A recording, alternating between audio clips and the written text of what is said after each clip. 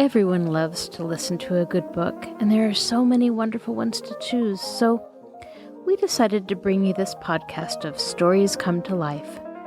Each episode features a story from either classic or modern literature, especially chosen to be interesting and exciting to hear. So sit back, relax, and listen to this story come to life. Welcome to Stories Come to Life. I am your host, Kathryn Lopez Luker. At the ending of the last episode, Sidney Graham has gone out west to conduct some business for his father. He went to investigate some mines. The Hollisters weren't neglected, though, and each member of the family living in the barn received some token that he has been thinking of them. Surprisingly, this is where the story takes an interesting turn. When upon Sidney Graham's return, the already resourceful and clever Shirley is thrust into the role of a daring detective. Now sit back, relax, and listen to this story come to life. The Enchanted Barn by Grace Livingston Hill. Chapter 16. Graham did not seem to forget his friends entirely while he was gone. The boys received a number of postcards from time to time, and a lot of fine views of California, Yellowstone Park, the Grand Canyon, and other spots of interest. A wonderful picture book came for Doris, with Chinese pictures and rhymes printed on crepe paper. The next morning, a tiny sandalwood fan arrived for Carol, with Graham's compliments. And a few days later, a big box of oranges for Mrs. Hollister, with no clue whatever as to their sender. Shirley began to wonder what her part would be, and what she should do about it, and presently received a letter. And then, after all, it was only a pleasant request that she should not pay the rent, about which she had always been so punctual, until his return, as no one else understood about his affairs. He added a few words about his pleasant trip, and a wish that they were all prospering, and that was all. Shirley was disappointed, of course, and yet, if he had said more, or if he had ventured to send her even a mere trifle of a gift, it would have made her uncomfortable, and set her questioning how she should treat him and it. It was the perfection of his behavior that he had not overstepped a single bound that the most particular might set for a landlord and his respected tenant. She drew a deep sigh and put the letter back into the envelope, and, as she did so, she spied a small card, smaller than the envelope, on which was an exquisite bit of scenery, a colored photograph apparently, and underneath had been penciled, "One of the many beautiful spots in California that I am sure you would appreciate." Her heart gave an unbidden leap and was promptly taken to task for it. Yet when Shirley went back to her typewriter, the bit of a picture was pinned to the wall back of her desk, and her eyes rested on it many times that day when she lifted them from her work. It is questionable whether Shirley remembered Miss Harriet Hale at all that day. The garden was growing beautifully now. There would soon be lettuce and radishes ready to eat. George had secured a number of customers through the people at the store, and was planning to take early trips to town when his produce was ripe to deliver it. They watched every night, and looked again every morning for signs of the first pea blossoms, and the little green spires of onion tops like sparse hairs beginning to shoot up. Every day brought some new wonder. They almost forgot they had ever lived in the little old brick house, until George rode by there on his bicycle one noon and reported that it had been half pulled down, and you could now see the outline of where the stairs and closets had been, done in plaster, on the side of the next house. They were all very silent for a minute thinking after he told that, and Mrs. Hollister looked around the great airy place in which they were sitting, and then out the open door where the faint stain of sunset was still lingering against the horizon, and said, "We ought to be very thankful, children. George, get the Bible and read the 34th Psalm." Wonderingly, George obeyed, and they all sat listening as the words sank into their souls. "Now," said the mother when the psalm was finished, and those last words, "The Lord redeemeth the soul of his servants, and none of them that trust in him shall be desolate. Now let us kneel down and thank him." And they all knelt down while she prayed a few earnest, simple words of thanksgiving and commended them to God's keeping. By this time, Mrs. Hollister was so well that she went every day for a little while into the garden and worked, and was able to do a great deal in the house. The children were overjoyed and lived in a continual trance of delight over the wild, free life they were living. Carol's school was closed for the summer, and Carol was at home all day. This made one more to help in the garden. George was talking about building a little pigeon house and raising squabs for sale. The man who did the plowing had given him a couple to start with, and told him there was money in squabs, if one only went about it right. George and Harley pored over a book that told all about it, and talked much on the subject. The weather was growing warm, and Shirley was wishing her vacation came in July or August, instead of the first 2 weeks in September. Somehow she felt so used up these hot days, and the hours dragged by so slowly. At night, the trolleys were crowded until they were halfway out to Glenside. She often had to stand, and her head ached a great deal. Yet she was very happy and thankful, only there was so much to be done in this world, and she seemed to have so little strength to do it all. The burden of next fall came occasionally to mar the beauty of the summer, and rested heavily upon her young shoulders. If only there wouldn't be any winter for just 1 year, and they could stay in the barn and get rested, and get a little money ahead somehow for moving. It was going to be so hard to leave that wide, beautiful abiding place, barn though it was. One morning, nearly 4 weeks after Graham left for California, Shirley was called from her desk to the outer office to take some dictation for Mr. Clegg.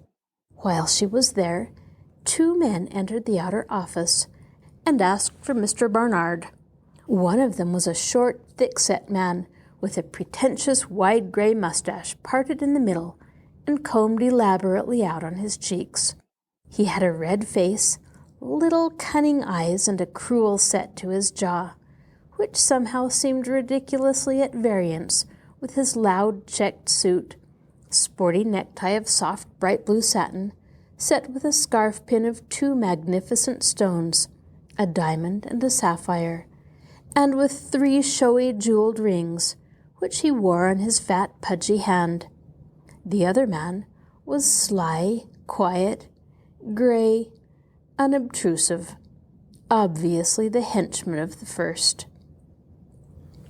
Mr. Clegg told the men they might go into the inner office and wait for Mr. Barnard, who would probably be in shortly, and Shirley watched them as they passed out of her view, wondering idly why those exquisite stones had to be wasted in such an out-of-place spot as in that coarse-looking man's necktie, and if a man like that really cared for beautiful things, else why should he wear them? It was only a passing thought, and then she took up her pencil and took down the closing sentences of the letter Mr. Clegg was dictating. It was but a moment more, and she was free to go back to her own little alcove just behind Mr. Barnard's office and connecting with it. There was an entrance to it from the tiny cloakroom, which she always used when Mr. Barnard had visitors in his office, and through this way she now went, having a strange repugnance toward being seen by the 2 men. She had an innate sense that the man with the gaudy garments would not be one who would treat a young girl in her position with any respect, and she did not care to come under his coarse gaze. So she slipped in quietly through the cloakroom and passed like a shadow the open door into Mr. Barnard's office, where they sat with their backs toward her, having evidently just settled down and begun to talk. She could hear a low-breathed comment on the furnishings of the office as indicating a good bank account of the owner, and a coarse jest about a photograph of Mr. Barnard's wife, which stood on his desk, It made her wish that the door between the rooms was closed. Yet she did not care to rise and close it lest she should call attention to herself, and of course it might be but a minute or two before Mr. Barnard returned. A pile of envelopes to be addressed lay on her desk, and this work she could do without any noise. So she slipped softly into her seat and began to work. "Well, we got them Grahams good and fast now," a coarse voice, that she knew for that of the man with the loud clothing, spoke. "The young feller bit all right. I thought he would. He's that kind." He stopped for a laugh of contempt, and Shirley's heart stood still with apprehension. What could it mean? Was it something about her Grahams? Some danger threatening them? A game being played on them? He looked like the kind of man who lived on the blindness of others. What was it they called such? A parasite? Instinctively, she was on the alert at once, and automatically she reached for the pad on which she took dictation and began to write down in shorthand what she had just heard. The voice in the other room went on, and her fountain pen kept eager pace, her breath coming quick and short now, her face white with excitement. "He went out to see that place, you know, examine the mines and all that. Oh, he's awful cautious. Thought he took a government expert with him to test the ore. We fixed that up all right. Had the very man on tap at the right minute. Government papers all in order. You couldn't have told 'em from the real thing. It was Casey, you know him. He's a crackerjack on a job like that. Could fool the devil himself. Well, he swore it was the finest kind of ore and all that kind of dope, and led that Graham kid around as sweetly as a blue-eyed baby. We had a gang out there all bribed, you know, to swear to things, and took particular pains so Graham would go around and ask the right ones questions. Casey tended to that. And now he's come home with the biggest kind of tale and ready to boost the thing to the skies. I've got his word for it. And his daddy's to sign the papers this morning. When he wakes up one of these fine days, he'll find himself minus 100,000 or so, and nobody to blame for it. Because how could anybody be expected to know that those are only pockets of ore? He'll recommend it right and left, too. And we'll clean out a lot of other fellers before we're done. Ha! Teddy, my boy, pat yourself on the back. We'll have a tidy little sum between us when we pull out of this deal and take a foreign trip for our health, till the fracas blows over. Now, mind you, not a word of this to Barnard when he comes in. We're only going to pave the way this morning. The real tip comes from Graham himself, see?" Shirley was faint and dizzy with excitement as she finished writing, and her brain was in a whirl. She felt as if she would scream in a minute if this strain kept up. The papers were to be signed that morning? Even now the deed might be done, and it would be too late, perhaps, to stop it. And yet she must make no sign, must not have the men know that she was there and that they had been heard. She must sit here breathless until they were gone, so that they would not know she had overheard them, or they might manage to prevent her getting word to Graham. How long would they stay? Would they talk on and reveal more? The other man had only grunted something unintelligible in reply, and then, before more could be said, an office boy opened the outer door and told them that Mr. Barnard had just phoned that he would not be back before 2 o'clock. The men swore and went out grumbling. Suddenly Shirley knew her time had come to do something. Stepping quickly to the door, she scanned the room carefully to make sure they were gone. Then, closing her own door, she took up the telephone on her desk and called up the Graham number. She did not know just what she meant to say, nor what she would do if Sidney Graham were not in the office, and it was hardly probable he would be there yet if he had only arrived home the day before. He would be likely to take a day off before getting back to work. Her throbbing heart beat out these questions to her brain while she waited for the number. Would she dare to ask for Mr. Walter Graham? And if she did, What would she say to him? How explain? He did not know her and probably never heard of her. He might think her crazy. And there was always the possibility that there was some mistake. And yet it seemed a coincidence that two men of the same name should both be going west at that time. It must be these Grahams that the plot was against. But how explain enough over the phone to do any good? Of course, she must give them a copy of what she had taken down in shorthand. But first, she must stop the signing of those papers, whatever they were, at all costs. Then, all at once, into the midst of her whirling confusion of thoughts, came a voice at the other end of the phone. "Hello?" And her frantic senses realized that it was a familiar one. "Oh, is this is Mr. Sidney Graham, isn't it? This is Shirley Hollister." There was a catch in her voice that sounded almost like a sob as she drew in her breath with relief to know that he was there, and his answer came in swift alarm. "Yes? Is there anything the matter, Miss Shirley? You're not ill, are you?" There was a sharp note of anxiety in the young man's voice, and even in her excitement, it made Shirley's heart leap to hear it. "No, there is nothing the matter with me," she said, trying to steady her voice, "but something has happened that I think you ought to know at once. I don't know whether I ought to tell it over the phone. I'm not sure, but I may be overheard." "I will come to you immediately. Where can I find you?" Her heart leaped again at his willingness to trust her and to obey her call. "In Mr. Barnard's private office.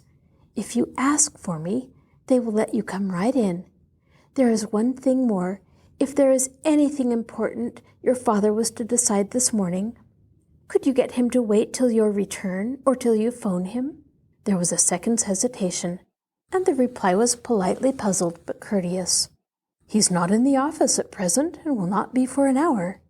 "Oh, I'm so glad. Then please hurry." "I'll get there as soon as I can." And the phone clicked into place. Shirley sat back in her chair and pressed her hands over her eyes to concentrate all her powers. Then she turned to her typewriter and began to copy off the shorthand, her fingers flying over the keys with more than their usual swiftness. As she wrote, she prayed that nothing might have been signed, and that her warning might not come too late. Prayed, too, that Mr. Barnard might not return until Mr. Graham had been and gone, and that Mr. Graham might not think her an utter fool, in case this proved to have nothing whatever to do with his affairs. Chapter 17. When Graham entered the office, Shirley came to meet him quietly, without a word of greeting, other than to put her little cold hand into his that he held out to her. She began to speak in a low voice, full of suppressed excitement. She had a vague fear lest the two men might still be lingering about the outer office, waiting for Mr. Barnard, and a momentary dread lest Mr. Barnard might enter the room at any minute. She must get the telling over before he came. "Mr. Graham, two men were sitting in this room waiting for Mr. Barnard a few minutes ago, and I was in my little room just back there. I could not help hearing what they said, and when I caught the name of Graham, in connection with what sounded like an evil plot, I took down their words in shorthand. It may not have anything to do with your firm, but I thought I ought to let you know. I called you on the phone as soon as they left the office and would not hear me, and I have made this copy of their conversation. Read it quickly, please, because if it does have anything to do with you, you will want to phone your father at once, before those men can get there." Her tone was very cool, and her hand was steady as she handed him the typewritten paper, but her heart was beating wildly because there had been a look in his eyes as he greeted her that made her feel that he was glad to see her, and it touched an answering gladness in her heart and filled her both with delight and with apprehension. What a fool she was! She turned sharply away and busied herself with arranging some papers on Mr. Barnard's desk while he read. She must still this excitement and get control of herself before he was through. She must be the cool, impersonal stenographer and not let him suspect for a moment that she was so excited about seeing him again. The young man stood still, reading rapidly, his face growing graver as he read. The girl snatched a furtive glance at him and felt convinced that the matter was a serious one and had to do with him. Suddenly he looked up. "Do you know who those men were, Miss Shirley?" he asked, and she saw his eyes were full of anxiety. "No," said Shirley, "but I saw them as they passed through the outer office and stopped to speak to Mr. Clegg. I was taking dictation from Mr. Clegg at the time. I came back to my desk through the cloakroom, so they did not know I was within hearing." "What kind of looking men were they? Do you remember?" She described them. Certainty grew in his face as she talked, and grave concern. "May I use your phone a minute?" he asked after an instant's thought. She led him to her own desk and handed him the receiver, then stepped back into the office and waited. "Hello, is that you, Edward?" she heard him say. "Has Father come in yet? Give me his phone, please." "Hello, Father, this is Sidney. Father, has Kremnitz come in yet?" "He has? You say he's waiting in the office to see you? Well, don't see him, Father, till I get there. Something has turned up that I'm afraid is going to alter matters entirely." "Yes, pretty serious, I'm afraid." "Don't see him. Keep him waiting. I'll be there in 5 minutes, and come in from the back way directly to your office. Don't talk with him on any account till I can get there. Goodbye." He hung up the receiver and turned to Shirley.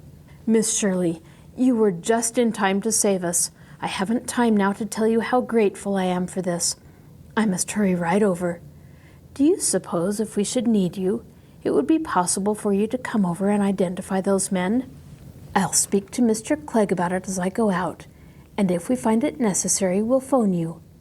In case you have to come, I'll have an office boy in the hall to take your hat, and you can come right over to the office, as if you were one of our employees. Just walk over to the bookcase as though you were looking for a book, any book. Select one and look through it, meanwhile glancing around the room and see if you find those men. Then walk through my office. I'll be waiting there. Goodbye, and thank you so much." He gave her hand one quick clasp and was gone, and Shirley found she was trembling from head to foot. She walked quickly into her own room and sat down, burying her face in her hands and trying to get control of herself. But the tears would come to her eyes in spite of all she could do. It was not the excitement of getting the men and stopping their evil plans before they could do any damage, although that had something to do with her nervous state, of course. And it was not just that she had been able to do a little thing in return for all he had done for her, nor even his gratitude. It was, she could not deny it to herself, it was a certain quality in his voice, a something in the look he gave her, that made her whole soul glow and seemed to fill the hungry longing that had been in her heart. It frightened her and made her ashamed, and as she sat with bowed head, she prayed that she might be given strength to act like a sensible girl and crush out such foolish thoughts before they dared lift their heads and be recognized, even by her own heart. Then, strengthened, she resolved to think no more about the matter, but just get her work done, and be ready to enter into that other business if it became necessary. Mr. Barnard would be coming soon, and she must have his work finished. She had lost almost an hour by this matter. She went at her typewriter pell-mell, and soon had Mr. Clegg's letters done. She was nearly through with the addressing that Mr. Barnard left for her to do, when the telephone called her to Graham's office. She slipped on her hat and hurried out. "Will it be all right for me to take my noontime now, Mr. Clegg?" she said, stopping by his desk. "Mr. Graham said he had spoken to you." "Yes, he wants you to help him identify someone. That's all right. I'll explain to Mr. Barnard when he comes. There's nothing important you have to finish, is there? All done but those envelopes? Well, you needn't return until 1 o'clock anyway. Those envelopes can wait until the 4 o'clock mail. and if Mr. Barnard needs anything in a hurry, Miss Dwight can attend to it this time. Just take your time, Miss Hollister." Shirley went out bewildered by the unusual generosity of Mr. Clegg, who was usually taciturn and abrupt. She realized, however, that his warmth must be due to Graham's visit, and not to any special desire to give her a holiday. She smiled to think what a difference wealth and position made in the eyes of the world. The same office boy she had met on her first visit to Graham's office was waiting most respectfully for her now in the hall when she got out of the elevator, and she gave him her hat and walked into the office according to program, going straight to the big glass bookcase full of calf-bound volumes and selecting one after running her finger over 2 rows of them. She was as cool as though her part had been rehearsed many times, although her heart was pounding most unmercifully, and it seemed as though the people in the next room must hear it. She stood and opened her book, casting a casual glance about the room. There, sure enough, quite near to her sat the 2 men, fairly bursting with impatience. The once immaculate hair of the loudly dressed one was rumpled, as if he had run his fingers through it many times, and he played nervously with his heavy rings and caressed half viciously his elaborate mustache, working his thick lips impatiently all the while. Shirley took a good look at him, necktie, scarf pin, and all, looked keenly into the face of the gray one also, then coolly closed the door of the bookcase and carried the book she had selected into Sidney Graham's office. Graham was there, standing to receive her, and just back of him stood a kindly-faced elderly man with merry blue eyes, gray hair, and a stylishly cut beard. By their attitude and manner, Shirley somehow sensed that they had both been watching her. Then Graham introduced her. "This is my father, Miss Hollister." The elder man took her hand and shook it heartily, speaking in a gruff, hearty way that won her from the first. "I'm glad to know you, Miss Hollister, I certainly am. My son has been telling me what you've done for us, and I think you're a great girl. That was bully work you did, and I appreciate it. I was watching you out there in the office. You were as cool as a cucumber. You ought to be a detective. You found your men all right, did you?" "Yes, sir," said Shirley, much abashed, and feeling the return of that foolish trembling in her limbs. "Yes, they are both out there, and the short one with the rings and the blue necktie is the one that did the talking." "Exactly what I thought," drawled the father, with a keen twinkle in his kindly eyes. "I couldn't somehow trust that chap from the start. That's why I sent my son out to investigate. Well, now, will you just step into my private office, Miss Hollister, and take your seat by the typewriter as if you were my stenographer? You'll find paper there in the drawer, and you can just be writing. Write anything you choose, so it looks natural when the men come in. When we get to talking, I'd like you to take down in shorthand all that is said by all of us. You're pretty good at that, I judge. Sid, will you phone for those officers now? I think it's about time for the curtain to rise." And he led the way into his own office.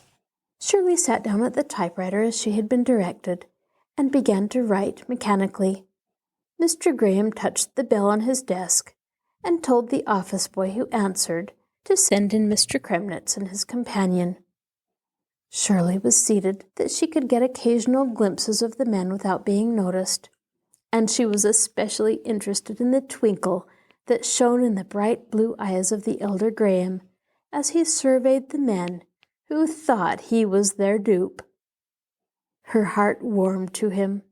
His kindly, merry face, his hearty, unconventional speech, all showed him to be a big, warm-hearted man, without a bit of snobbishness about him. The sun came in and talk began, just as if the matter of the mine were going on. Mr. Kremnitz produced some papers, which he evidently expected to be signed at once, and sat complacently answering questions. Keen questions Shirley saw they were afterwards, and in the light of the revelation she had overheard in Mr. Bernard's office, Kremnitz perjured himself hopelessly by his answers. Presently the office boy announced the arrival of someone in the next room.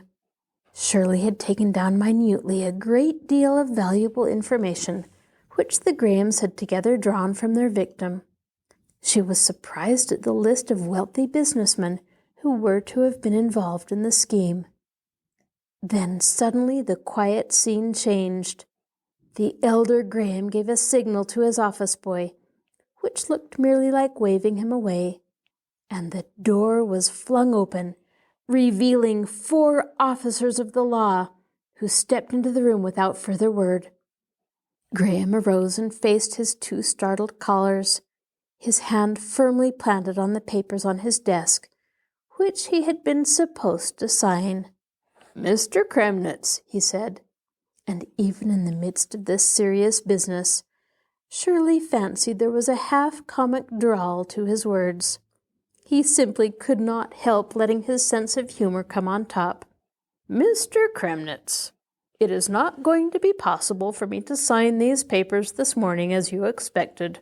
I do not feel satisfied that all things are as you have represented. In fact, I have the best evidence to the contrary. Officer, these are the gentlemen you have come to arrest." And he stepped back and waved his hand toward the 2 conspirators, who sat with startled eyes and blanched faces, appalled at the sudden developments where they had thought all was moving happily toward their desired end. "Arrest? Who? On what charge?" flashed the little gaudy Kremnitz, angrily springing to his feet and making a dash toward the door, while his companion slid furtively toward the other end of the room, evidently hoping to gain young Graham's office before he was noticed. But 2 officers blocked their way, and the handcuffs clanked in the hands of the 2 other policemen. "Why arrest you, my friend?" said Graham Sr., as if he rather enjoyed the little man's discomfiture. "And for trying to perpetrate the biggest swindle that has been attempted for 10 years. I must say for you that you've worked hard and done the trick rather neatly. But you made one unfortunate slip that saved all us poor rich men. It seems a pity that so much elaborate lying should have brought you to nothing but those bracelets you're wearing. Ha! They don't seem to match well with your other jewels. But that's the way things go in this world. Now take them away, officer. I've no more time to waste on them this morning." And he turned and walked over by Shirley's desk, while the staunch officers of the law hauled the belligerent miscreants out, as if carried by the scruffs of their dishonest necks. And the curtain fell over the brief drama. "Do you know how much money you've saved for us, little girl? Just plain saved? I'll tell you, a clean 100,000. That's what I was going to put into this affair. And as for other men, I expected to influence a lot of other men to put in a great deal also. Now, little girl, I don't know what you think about it, but I want to shake hands." He put out his hand, and Shirley laid her own timid one in it, smiling and blushing rosily, and saying softly, with what excited breath she had, "Oh, I'm so glad I got to you in time." Then she was aware that the man had gone on talking. "I don't know what you think about it," he repeated, "but I feel that you've saved me a clean $100,000. And I say that a good percentage of that belongs to you as a reward of your quickness and keenness." But Shirley drew away her hand and stepped back, her face white, her head up, her chin tilted proudly, her eyes very dark with excitement and determination. She spoke clearly and earnestly. "No, Mr. Graham, nothing whatever belongs to me. I don't want any reward. I couldn't think of taking it. It's utterly out of the question." "Well, well, well," said the elder Mr. Graham, sitting down on the edge of his desk, watching her in undisguised admiration. "Now that's a new kind of girl that won't take what she's earned, what rightly belongs to her." "Mr. Graham, it was a very little thing I did. Anybody would have done it. And it was just in the way of simple duty. Please don't say anything more about it. I'm only too glad to have had opportunity to give a little help to people who have helped me so much. I feel that I'm under deep obligation to your son for making it possible for us to live in the country where my mother is getting well." "Well, now, I shall have to inquire into this business. I haven't heard anything about obligations. And for my part, I feel a big one just now. Perhaps you think it was a very little thing you did, but suppose you hadn't done it. Suppose you'd been too busy, or it hadn't occurred to you to take down that conversation until it was too late. Or suppose you hadn't had the brains to see what it would mean to us. Why, then it would have become a very big thing indeed. And we should have been willing, if we had known, to pay a mighty big sum to get that evidence. You see, $100,000 isn't exactly a very little thing when you're swindled out of it. It's the swindling that hurts more than the loss of the money, and you saved us from that. Now, young lady, I consider myself under obligation to you, and I intend to discharge it somehow. If I can't do it one way, I shall another. But in the meantime, I'm deeply grateful, and please accept our thanks. If you're willing to add one more to your kindness, I shall be glad if you will make a carbon copy of those shorthand notes you took. I may need them for evidence. And by the way, you will probably be called to testify in court. I'm sorry. That may be unpleasant, but I guess it can't be helped. So you see, before you get through, you may not think what you did was such a very small thing after all. Sid, I think you better escort this young lady back to her office and explain to Barnard. He's probably been on the verge of being buncoed also. You say Kremnitz was waiting for him when the conversation took place. I guess you'd better go with Miss Hollister and clear the whole thing up. Say, child, have you had your lunch yet? No, of course you haven't. Sidney, you take her to get some lunch before she goes back to the office. She's had an exciting morning. Now, goodbye, young woman. I shan't forget what you've done for us, and I'm coming to see you pretty soon and get things squared up." So that was how it came about that, in spite of her protests, Mr. Sidney Graham escorted Shirley Hollister into one of the most exclusive tea rooms of the city and seated her at a little round table set for two, while off at a short distance, Miss Harriet Hale sat with her mother, eating her lunch and trying in vain to place the pretty girl she did not recognize. It never occurred to her for a moment that Sidney Graham's companion might be a stenographer, for Shirley had a knack about her clothes that made her always seem well-dressed. That hat she wore had seen service for 3 summers, and was now a wholly different shape and color from what it had been when it began life. A scrub in hot water had removed the dust of toil. Some judiciously applied dye had settled the matter of color, and a trifling manipulation on her head, while the hat was still wet, had made the shape not only exceedingly stylish, but becoming. The chic little rosette and strictly tailored band, which were its sole trimming, were made from a much soiled waist ribbon, washed and stretched around a bottle of hot water to dry, and teased into the latest thing in rosettes by Shirley's witching fingers. The simple linen dress she wore fitted well, and at a distance could not have been told from something better, and neither were gloves and shoes near enough to be inspected critically. So Miss Hale was puzzled, and jealously watched the pretty color come and go in Shirley's cheek, and the simple grace of her movements.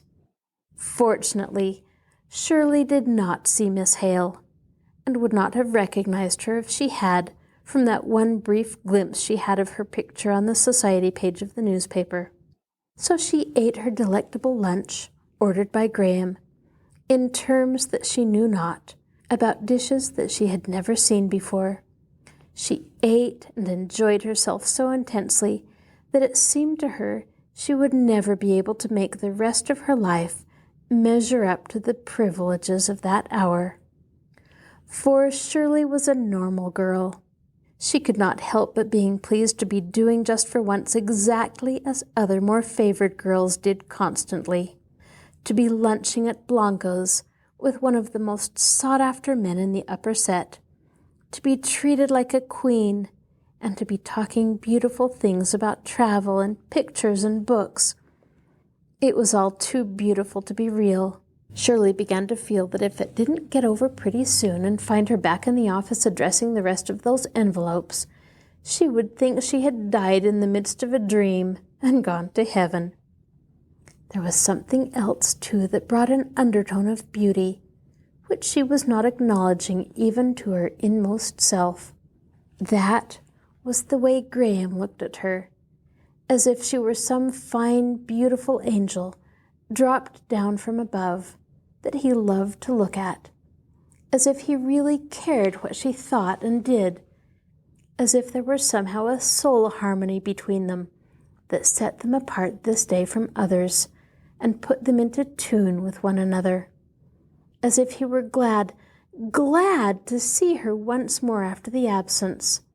All through her being it thrilled like a song that brings tears to the throat and gladness to the eyes and makes one feel strong and pure. That was how it seemed when she thought about it afterward. At the time she was just living it in wonder and thanksgiving. At another time her sordid worldliness and pride might have risen and swelled with haughtiness of spirit over the number of people who eyed her enviously as they went out together, over the many bows and salutations her escort received from people of evident consequence, for she had the normal human pride somewhere in her nature, as we all have. But just then her heart was too humble with a new, strange happiness to feel it or take it in, and she walked with unconscious grace beside him, feeling only the joy of being there.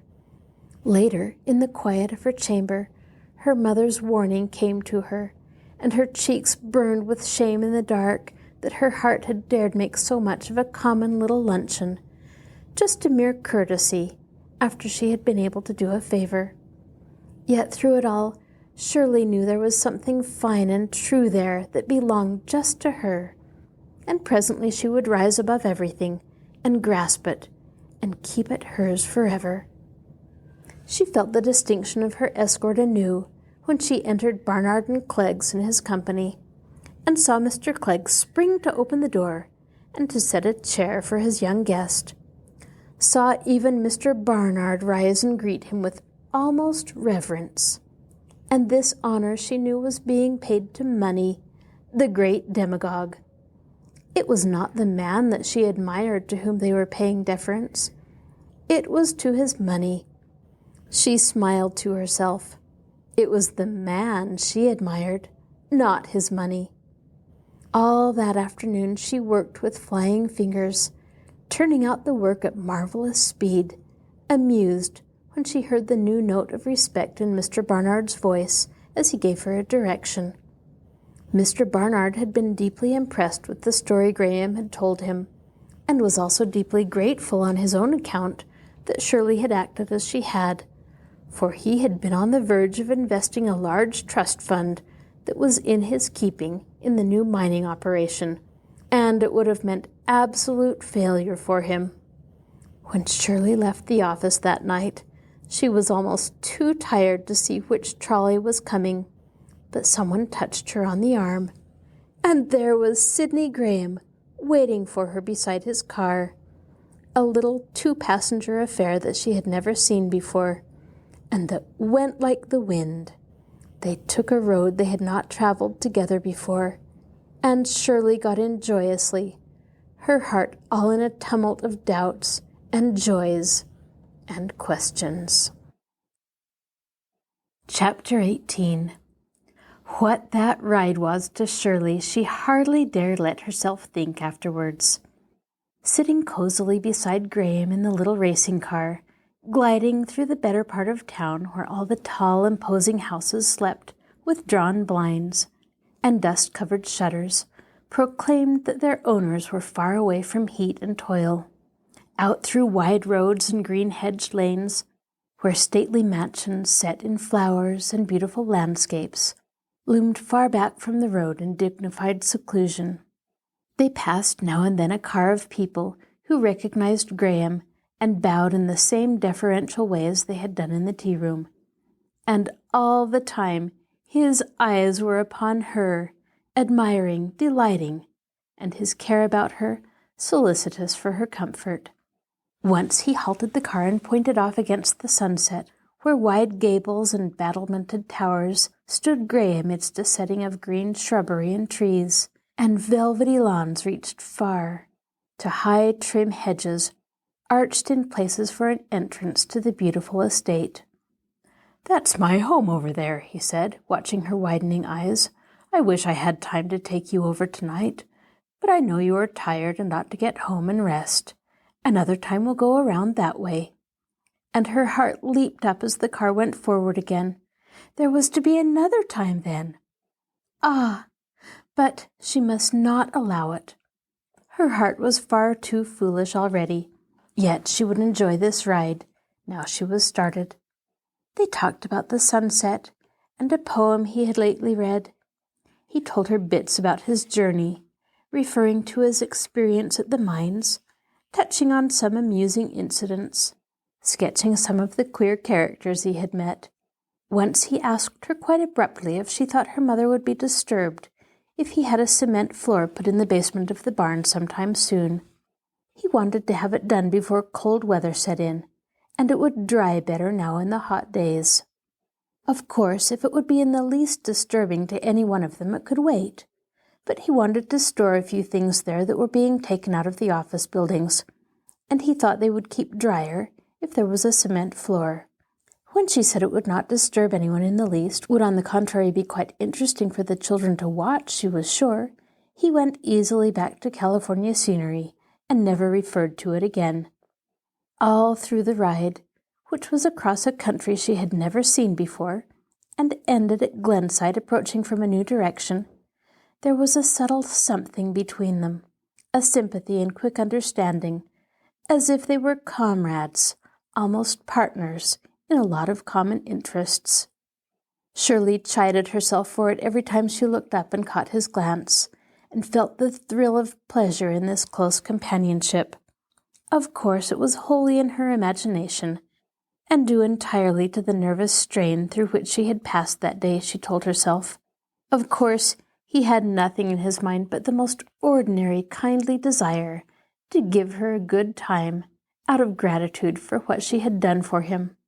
But nevertheless it was sweet, and Shirley was loath to surrender the joy of it while it lasted, dream though it may be. It lasted all the way, even up to the very stop in front of the barn, when he took her hand to help her out, and his fingers lingered on hers with just an instant's pressure, sending a thrill to her heart again, and almost bringing tears to her eyes. Foolishness! She was overwrought.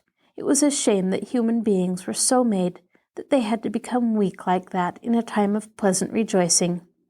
The family came forth noisily to meet them, rejoicing openly at Graham's return. George and Harley vying with each other to shout the news about the garden and the chickens and the dovecote. Carol demanding to know where was Elizabeth, and Doris earnestly looking in his face and repeating, "It'll birdie fly away, Mr. Graham. All gone. All little birdies fly away." Even Mrs. Hollister came smiling to the door to meet him, and the young man had a warm word of hearty greeting and a handshake for each one. It was as if he had just got home to a place where he loved to be, and he could not show his joy enough. Shirley stood back for the moment watching him, admiring the way his hair waved away from his temples, thinking how handsome he looked when he smiled, wondering that he could so easily fit himself into this group, which must in the nature of things be utterly different from his native element, rejoicing over the deference he paid to her plain, quiet mother, thrilling over the kiss he gave her sweet little sister. Then Mrs. Hollister did something perfectly unexpected and dreadful. She invited him to stay to dinner. Shirley stood back and gasped, Of course he would decline. But think of the temerity of inviting the wealthy and cultured Mr. Graham to take dinner in his own barn. Oh, but he wasn't going to decline at all. He was accepting, as if it were a great pleasure Mrs. Hollister was conferring upon him. Sure, he would stay. He had been wishing all the way out that they would ask him. He had wondered whether he dared invite himself. Shirley, with her cheeks very red, hurried in to see that the tablecloth was put on straight, and look after one or two little things. But behold, he followed her out, and gently insisting and desisting, literally compelled her to come and lie down on the couch, while he told the family what she had been through that day. Shirley was so happy she almost cried right there before them all. It was so wonderful to have someone take care of her that way. Of course it was only gratitude, but she had been taking care of other people so long that it completely broke her down to have someone take care of her. The dinner went much more easily than she supposed it could, with those cracked plates and the forks from which the silver was all worn off. Doris insisted that the guest sit next to her and butter her bread for her, and she occasionally caressed his coat sleeve with a sticky little hand, but he didn't seem to mind it in the least, and smiled down on her in quite a brotherly way, arranging her bib when it got tangled in her curls, and seeing that she had plenty of jelly on her bread. It was a beautiful dinner. Mother Hollister had known what she was about when she selected that particular night to invite unexpected company. There was stewed chicken on little round biscuits, with plenty of gravy and currant jelly, mashed potatoes, green peas, little new beets, and the most delicious custard pie for dessert, all rich and velvety yellow, with a golden brown top. The guest ate as if he enjoyed it, and asked for a second piece of pie, just as if he were one of them. It was unbelievable. He helped clear off the table, too, and insisted on Carol's giving him a wiping towel to help with the dishes. It was just like a dream. The young man tore himself reluctantly away about 9 o'clock and went home. But before he left, he took Shirley's hand and looked into her eyes with another of those deep, understanding glances. And Shirley watched him whirling away in the moonlight, and wondered if there would ever be another day as beautiful and exciting and wonderful as this had been, and whether she could come down to sensible, everyday living again by morning. Then there was the story of the day to tell all over again after he was gone, and put in the little family touches that had been left out when the guest was there. And there was, oh, did you notice how admiring he looked when he told Mother Shirley had a remarkably keen mind, and he said his father thought Shirley was the most unspoiled-looking girl he had ever seen, and a lot of other things that Shirley hadn't heard before. Shirley told her mother what the senior Mr. Graham had said about giving her a reward, and her mother agreed that she had done just right in declining anything for so simple a service. But she looked after Shirley with a sigh as she went to put Doris to bed, and wondered if for this service the poor girl was to get a broken heart. It could hardly be possible that a girl could be given as much attention such as Shirley had received that day, from as attractive a young man as Graham, without feeling it keenly not to have it continue. And of course it was out of the question that it should continue. Mrs. Hollister decided that she had done wrong to invite the young man to stay to supper, and resolved never to offend in that way again. It was a wrong to Shirley to put him on so intimate a footing in the household, and it could not but bring her sadness. He was a most unusual man to have even wanted to stay, but one must not take that for more than a passing whim, and Shirley must be protected at all hazards. "Now," said the elder Graham the next morning, when the business of the day was well under way, and he had time to send for his son to come into his office. "Now, I want you to tell me all about that little girl, and what you think we ought to give her. What did she mean by obligations yesterday? Have you been doing anything for her, son? I meant to ask you last night, but you came home so late I couldn't sit up." And then Sidney Graham told his father the whole story. It was different from telling his mother. He knew no barn would have the power to prejudice his father. "And you say that girl lives in the old barn?" exclaimed the father when the story was finished. "Why, the nervy little kid, and she looks as if she came out of a bandbox. Well, she's a bully little girl and no mistake. Well now, son, what can we do for her? We ought to do something pretty nice. You see, it wasn't just the money we might have lost. That would have been a mere trifle besides getting all those other folks balled up in the mess. Why, I'd have given every cent I own before I'd have had Fuller and Browning and Barnard and Wilts get entangled. I tell you, son, it was a great escape." "Yes, father, and it was a great lesson for me. I'll never be buncoed as easily again. But about Miss Hollister, I don't know what to say. She's very proud and sensitive. I had an awful time doing the little things I just had to do to that barn without her suspecting I was doing it especially for her. Father, you ought to go out there and meet the family. Then you'd understand. They're not ordinary people. Their father was a college professor and wrote things. They're cultured people." "Well, I want to meet them. Why don't we go out there and call today? I think they must be worth knowing." So late that afternoon, the father and son rode out to Glenside, and when Shirley and George reached home, they found the car standing in front of their place, and the Grahams comfortably seated in the great open doorway, enjoying the late afternoon breeze, and seeming perfectly at home in their own barn. "I'm not going to swarm here every day, Miss Shirley," said the son, rising and coming out to meet her. "You see, father hadn't heard about the transformation of the old barn, and the minute I told him about it, he had to come right out and see it." "Yes," said the father, smiling contentedly, "I had to come and see what you've done out here. I've played in the hay up in that loft many a day in my time, and I love the old barn. It's great to see it all fixed up so cozy. But we're going home now and let you have your dinner. We just wanted to say howdy to you before we left." They stayed a few minutes longer, however, and the senior Graham talked with Shirley, while he held Doris on his knee and stroked her silky hair, and she nestled in his arms quite content. Then, although young Graham was quite loath to leave so soon, they went, for he could not in conscience expect an invitation to dinner 2 days in succession. They rode away into the sunset, going across country to their home without going back to town, and Doris, as she stood with the others watching them away, murmured softly, "Nice father-man, nice Graham father-man."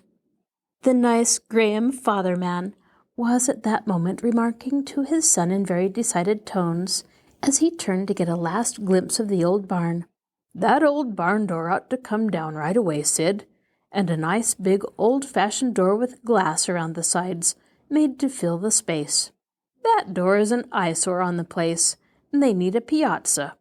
People like those can't live with a great door like that to open and shut every day." "Yes, father, I've thought of that, but I don't know just how to manage it. You see, they're not objects of charity. I've been thinking about some way to fix up a heating arrangement without hurting their feelings, so they could stay there all winter. I know they hate to go back to the city, and they're only paying $10 a month. It's all they can afford. What could they get in the city for that?" "Great Scott! A girl like that living in a house she could get for $10, when some of these feather-brained baby dolls we know can't get on with less than 3 or 4 houses that cost from, say, $50,000 to $100,000 apiece. Say, son, that's a peach of a girl, do you know it? A peach of a girl. I've been talking with her, and she has a very superior mind." "I know she has, father," answered the son humbly. "I say, Sid, why don't you marry her? That would solve the whole problem. Then you could fix up the old barn into a regular house for her folks." "Well, father, that's just what I've made up my mind to do. If she'll have me," said the son with a gleam of triumph in his eyes. "Bully for you, Sid, bully for you." And the father gave his son's broad shoulder a resounding slap. "Why, Sid, I didn't think you had that much sense. Your mother gave me to understand that you were philandering around with that dolly-faced Harriet Hale, and I couldn't see what you saw in her. But if you mean it, son, I'm with you every time. That girl's a peach, and you couldn't get a finer if you searched the world over." "Yes, I'm afraid Mother's got her heart set on Harriet Hale," said the son dubiously. "But I can't see it that way." "That's right, your mother likes show," sighed the father comically. "But she's got a good heart, and she'll bowl over all right and make the best of it. You know neither your mother nor I were such high and mighties when we were young, and we married for love. But now, if you really mean business, I don't see why we can't do something right away. When does that girl have her vacation? Of course she gets one sometime. Why couldn't your mother just invite the whole family to occupy the shore cottage for a little while? Get up some excuse or other. Ask 'em to take care of it. You know it's lying idle all this summer, and 2 servants down there growing fat with nothing to do. We might ship Elizabeth down there and let 'em be company for her. They seem like a fine set of children. It would do Elizabeth good to know them." "Oh, she's crazy about them. She's been out a number of times with me, and don't you remember she had Carol out to stay with her?" "Was that the black-eyed, sensible girl? Well, I declare, I didn't recognize her. She was all dolled up out at our house. I suppose Elizabeth loaned 'em to her, eh? Well, I'm glad. She's got sense, too. That's the kind of people I like my children to know. Now, if that vacation could only be arranged to come when your mother and I take that western trip, why, it would be just the thing for Elizabeth. Work right all around. Now the thing for you to do is to find out about that vacation and begin to work things. Then you could have everything all planned and rush the work so it would be done by the time they came back." So the 2 conspirators plotted. While all unconscious of their interest, Shirley was trying to get herself in hand and not think how Graham's eyes had looked when he said good night to her. This is your host, Kathryn Lopez Luker. Thank you for joining us for this episode of Stories Come to Life. Be sure to join us next time when we continue to listen to the Enchanted Barn. Please let me know how you like this story and make suggestions for others you'd like to hear. I'll talk to you again soon.